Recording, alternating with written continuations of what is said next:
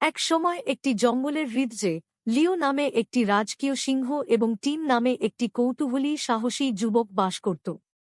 লিও তার শক্তিশালী গর্জন উদুরতার জন্য জঙ্গলের রাজা ছিল, এবং টিম তার উজ্জ্বল চোখ এবং দুঃসাহসিকতা সহ সর্বদা অন্বেষণ করতে আগ্রহী ছিল।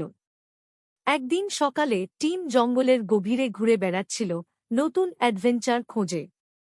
টিম আরও জঙ্গলের গভীরে এগিয়ে যাওয়ার সময় একটি ছোট পাথর হোঁচট খেয়েছিলেন, যেখানে লিও উষ্ণ সূর্যের আলোতে শুয়েছিল।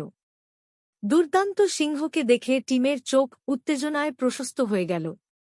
টিম সাবধানে কাছে গেলেন, ভয় এবং কৌতূহল উভয়ই তার হৃদয় কম্পিত হচ্ছে।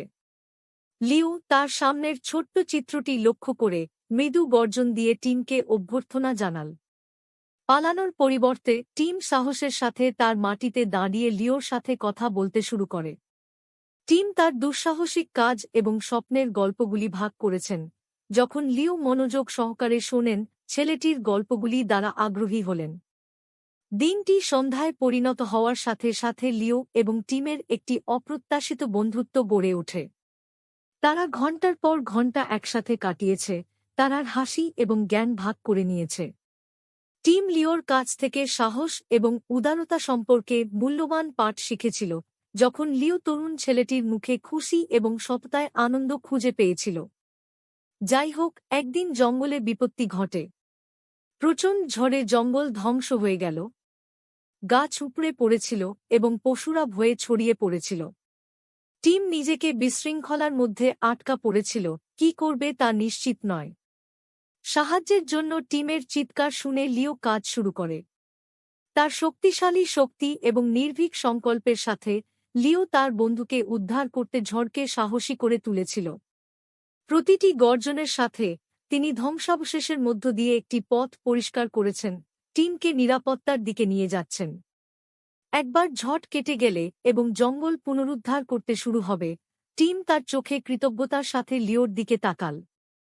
আমাকে বাঁচানোর জন্য ধন্যবাদ, লিও, সে বলল, তার কণ্ঠ প্রশংসায় ভরা। লিও টিমের দিকে উষ্ণ হাসি হেসে উত্তর দিয়েছিল, এটা আমার আনন্দ, প্রিয় বন্ধু। মনে রাখবেন, সত্যিকারের সাহস ভয়ের অনুপস্থিতিতে নয়, আমরা যাদের ভালোবাসি তাদের জন্য এটির মুখোমুখি হওয়ার ইচ্ছায়। সেই দিন থেকে টিম এবং লিওর বন্ধন আরও শক্তিশালী হয়ে ওঠে। তারা একসাথে জঙ্গলের বিস্ময়গুলি অন্বেষণ করতে থাকে, তাদের বন্ধুত্ব একটি অনুস্মারক হিসাবে পরিবেশন করে যে দয়া, সাহসিকতা এবং আনুগত্য মহানতার প্রকৃত চিহ্ন, আপনি সিংহ বা বালক হন না কেন।